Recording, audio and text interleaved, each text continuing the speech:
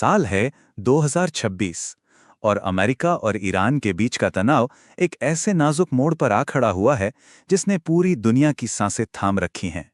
तो सवाल यही उठता है, क्या मिडिल ईस्ट में एक और बड़े जंग की आहट सुनाई दे रही है? चलिए इस पूरे मामले को समझते हैं, देखते हैं कि अभी के हालात क्या हैं और इसके नतीजे क्या हो सकते हैं। तो सबसे पहले चलिए सीधे जमीनी हकीकत पर नजर डालते हैं। देखते हैं कि मिलिट्री और डिप्लोमैटिक मतलब सैन्य और कूटनीतिक दोनों ही लेवल पर आखिर चल क्या रहा है।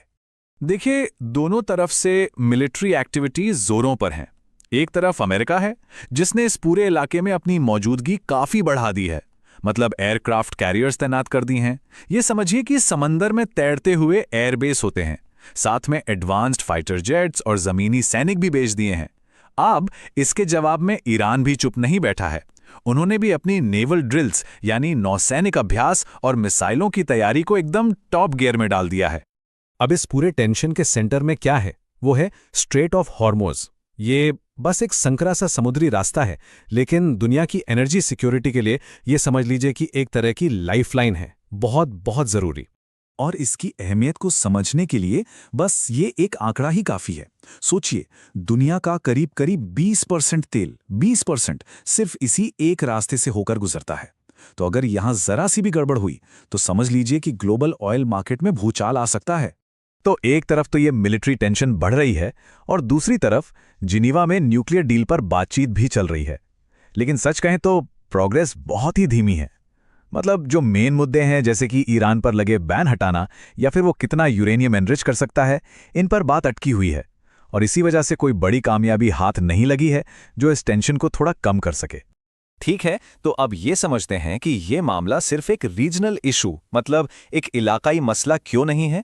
इसका असर पूरी दुनिया की इकोनॉमी पर कैसे पड़ रहा है, चलिए देखते हैं। देखिए, इस टेंशन का असर ग्लोबल इकोनॉमी पे बिल्कुल साफ साफ दिखने लगा है। पहला तो यह है कि तेल के दाम आसमान छू रहे हैं। दूसरा, स्टॉक मार्केट्स में भारी उतार चढ़ाव है, मतलब अनिश्चितता का माहौल है। और ऐसे में लोग क्या करते हैं, वो सोने जैसी सेफ चीजों में पैसा लगाते हैं। तो सोने की डिमांड भी बढ़ गई है। और हाँ, जो ट्रेड रूट्स हैं, जो व्यापार के रास्ते हैं, उनमें भी रुकावटें आ रही हैं।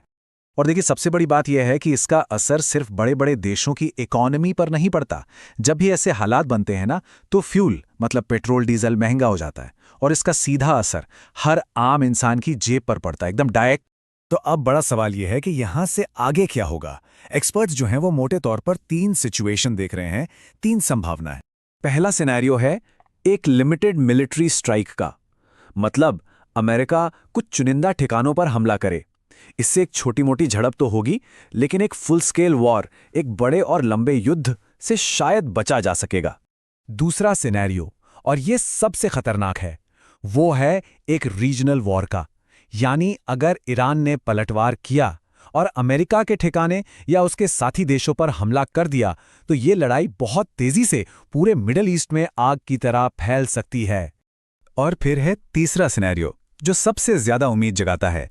वो है डिप्लोमेसी की जीत। अगर जिनेवा में चल रही बातचीत में कोई बड़ा ब्रेक थ्रू हो जाए, कोई समझौता हो जाए, तो ये टेंशन खत्म हो सकती है और शांति से हल निकल सकता है। तो अभी की सिचुएशन क्या है? ज्यादातर एक्सपर्ट्स इसे हाई रिस्क लेकिन कंट्रोल्ड कह रहे हैं। इसका मतलब क्या हुआ? मतलब ये कि जंग का खतरा तो बहुत बड़ा है और असली है, लेकिन सिचुएशन अभी भी हाथ से बाहर नहीं निकली है। डिप्लोमेसी के रास्ते अब भी खुले हैं। चलिए अब इस ग्लोबल पिक्चर से जरा हटकर देखते हैं कि इस पूरे संकट का भारत के लिए क्या मतलब है, इसका असर हमारे देश पर कैसे पड़ेगा। देखिए, भारत अपनी एनर्जी की जरूरतों के लिए इंपोर्टेड तेल पर बहुत ज्यादा निर्भर है।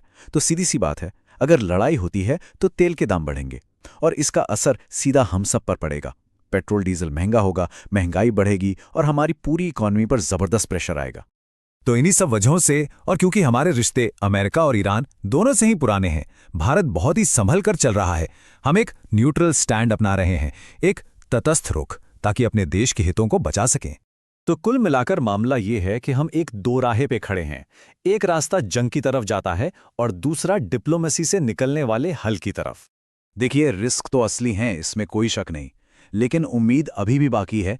डिप्लोमेसी का रास्ता खुला है। आने वाले कुछ हफ्ते बहुत ज्यादा क्रिटिकल होने वाले हैं। यही हफ्ते तय करेंगे कि ये पूरा इलाका शांति की तरफ जाएगा या फिर एक और लड़ाई की तरफ। और यही आज का सबसे बड़ा सवाल है ना, कि आने वाले हफ्ते अपने साथ क्या लाएंगे, शांति या एक और तबाही मचाने वाली जंग। खैर, इसका जवाब तो हमें बहुत